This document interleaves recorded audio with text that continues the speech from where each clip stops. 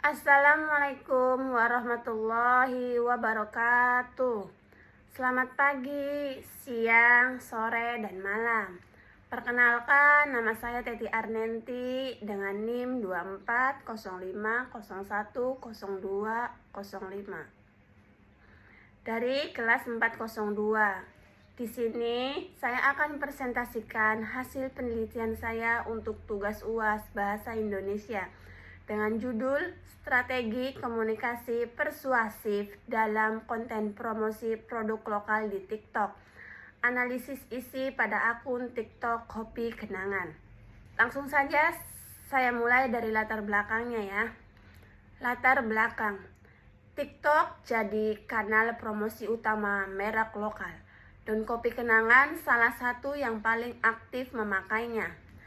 Jadi, intinya penelitian ini berangkat dari fenomena bahwa TikTok sekarang jadi salah satu senjata utama merek lokal buat promosi. Dan Kopi Kenangan ini salah satu yang cukup jago memainkannya. Lewat akun resminya @kopikenangan.id, mereka rutin upload konten, tapi bukan sekedar ayo beli kopi, melainkan dikemas secara menarik gitu, dengan cerita ringan, ada humornya, ikut tren yang lagi rame, sampai promosi yang dibikin terasa terbatas waktunya. Menarik bukan? Dari situ saya jadi penasaran, sebenarnya teknik apa sih yang mereka pakai supaya konten-konten itu terasa persuasif alias bisa mempengaruhi orang buat beli? Nah, untuk rumusan masalah dan tujuan, ada 3 pertanyaan penelitian dan tujuannya untuk menganalisis teknik persuasi yang dipakai. Di bagian ini, intinya saya merumuskan 3 pertanyaan penelitian. Pertama, teknik persuasi apa saja yang dipakai Kopi Kenangan dalam konten TikToknya? Kedua, gimana caranya pesan-pesan persuasif itu dikemas baik dari sisi kata-kata maupun visualnya? Dan ketiga, dari sekian banyak mana yang paling dominan yang dipakai? Nah, tujuan penelitiannya itu sendiri simpel.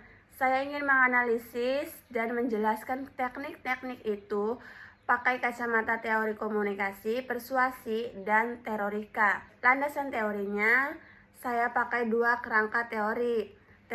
Satu teori teorika Aristoteles dan 6 prinsip persuasi Cialdini. Untuk landasan teorinya, intinya saya pakai 2 kerangka.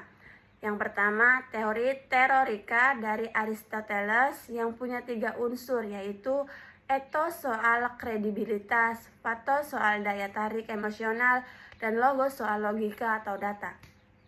Yang kedua, saya pakai 6 prinsip persuasi dari Cialdini, yaitu timbal balik, komitmen dan konsistensi, bukti sosial, rasa suka, otoritas, dan kelangkaan atau scarcity. 2 kerangka ini saya pakai buat membedah konten-konten TikTok Kopi Kenangan. Metode penelitian ini kualitatif deskriptif dengan analisis data pada 8 video promosi. Untuk metodenya, intinya saya pakai pendekatan kualitatif deskriptif dengan metode analisis isi pada 8 video promosi di akun TikTok resmi Kopi Kenangan. Yang saya amati dari setiap video itu ada 4 hal, yaitu narasinya, tampilan visualnya, musik latarnya, dan ajakan di akhir video atau call to action-nya. Temuannya, yang pertama scarcity. Teknik kelangkaan atau scarcity paling sering muncul lewat promo bernuansa waktu terbatas. Nah, masuk ke hasil penelitian, intinya temuan pertama menunjukkan bahwa prinsip kelangkaan atau scarcity ini yang paling sering muncul. Hampir di semua video ada kalimat semacam promo cuma hari ini atau terbatas. Itu bukan penonton merasa harus buru-buru ambil keputusan atau enggak nanti kelewat kesempatannya. Yang kedua, social proof. Temuan kedua adalah bukti sosial lewat testimoni dari reaksi pelanggan. Intinya temuan kedua soal bukti sosial ini muncul lewat reaksi aksi pelanggan waktu nyicip kopi-kopinya, seperti testimoni gitu. Terus konten-konten yang tampil di layar. Fungsinya ini meyakinkan calon pembeli bahwa produknya memang enak dan banyak yang suka, jadi mengurangi keraguan sebelum beli. Untuk ketiga, yaitu temuan ketiga, patos yang paling dominan. Patos yang paling dominan, intinya patos atau daya tarik emosional adalah teknik paling dominan, apalagi dikombinasi dengan scarcity. Nah, itu temuan yang paling menarik. Intinya teknik yang paling dominan itu ternyata patos alias daya tarik emosional dikombinasi dengan scarcity. Kopi kenangan ini nggak langsung jual produk, mereka lebih sering bikin cerita ringan, humor, atau ikut tren audio yang lagi viral di TikTok.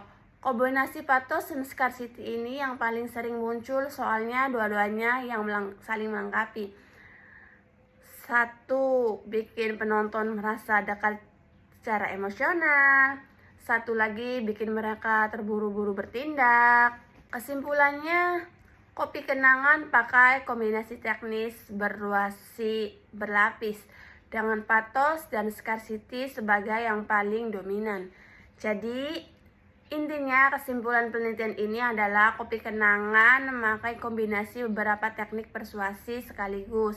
Ada kelangkaan, ada bukti sosial, dan yang paling menonjol itu daya tarik emosional digabung dengan kelangkaan. Tapi ini juga jadi pengingat bahwa strategi persuasi yang menarik itu harus dibarengi dengan pengalaman konsumen yang konsisten supaya kepercayaan pelanggan tetap terjaga dan dalam jangka panjang.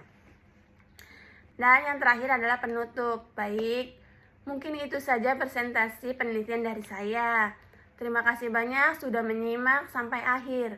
Kurang lebihnya saya mohon maaf. Wassalamualaikum warahmatullahi wabarakatuh.